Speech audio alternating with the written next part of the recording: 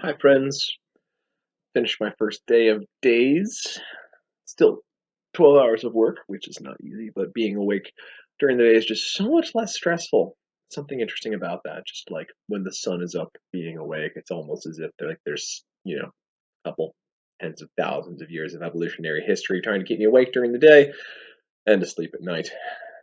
Speaking of which, it's late, so I'm going to keep this on the shorter side, but did want to check in, let you all know I'm doing fine. Um, Today, all COVID. I mean, they have a separate ward for COVID negative patients, so they don't all get COVID, obviously.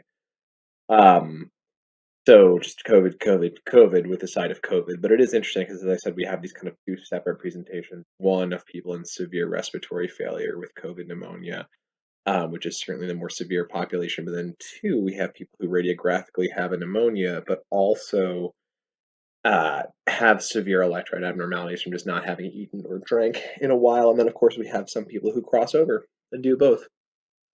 Just, like overachievers, I like to call them. I have one very sick patient who is on a non-rebreather and a little extra oxygen, so she's on like 110% oxygen. Who knows? Maybe it helps. We certainly do it for lack of alternative. She is firmly opposed to intubation. She begged me while gasping for air not to intubate her. Most people who are do not intubate when they actually feel the air hunger come on. They crack for the most part if they're still awake and talking. And we haven't already given them morphine to make them feel better. But she was just like so anxious that I was going to intubate her. And well, of course not. If you don't want me to, I'm not going to do it. But she was almost inconsolable. Um, She was getting hydroxychloroquine, as I mentioned. Most of our sicker patients are. I talked to her family, and they're like, we've read a lot of bad stuff about that drug. We don't want her to get it.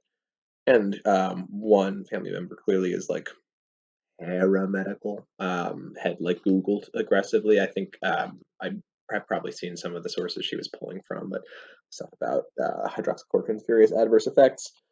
Um, and she said, I don't want her to get it. And I said, okay, it's fine by me. Talk to the patient. She's like, sure, whatever my granddaughter wants.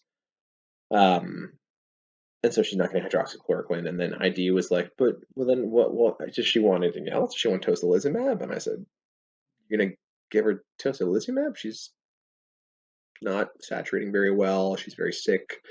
She's not okay with intubation. And they said, yeah, let's do it. So she got tocilizumab, which I ordered, of course.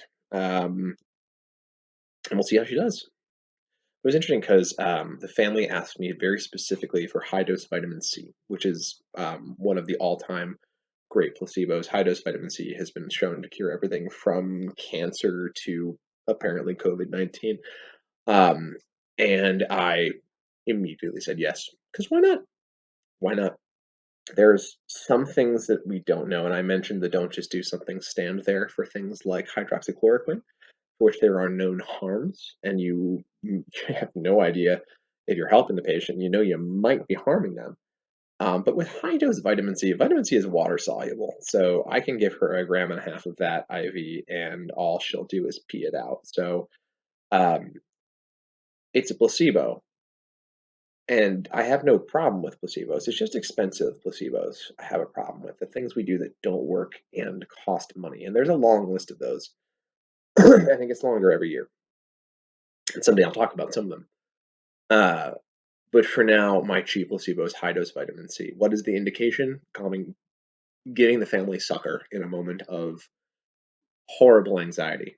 They're FaceTiming with their grandmother who can't breathe. My wonderful PA held the phone while they FaceTimed. And so if they're going to sleep better knowing she's getting high dose vitamin C and it's not going to harm the patient, and I don't know, it can't be that expensive. Vitamin C, just like take some emergency and swirl it up in a bag. Don't do that. That's probably super bad for you, but you understand my point. If you got that, she got tocilizumab at I'm sure 12 grand a bag. And we'll see how she does. I hope she does well. I'm a little worried. I'll sleep fine because I'm exhausted, but if I were in a place where I could be kept up by anxiety, I would probably be kept up by anxiety on her behalf. Anyway, enough for tonight's rant on placebos. My baby is smiling. I get videos of my baby smiling. I'm gonna see my baby smiling soon. 6 plus 7 is 13, minus 2 is 11 days. Not so bad. By the time I wake up in the morning, it'll be 10. I can live with that. Mostly because I have to.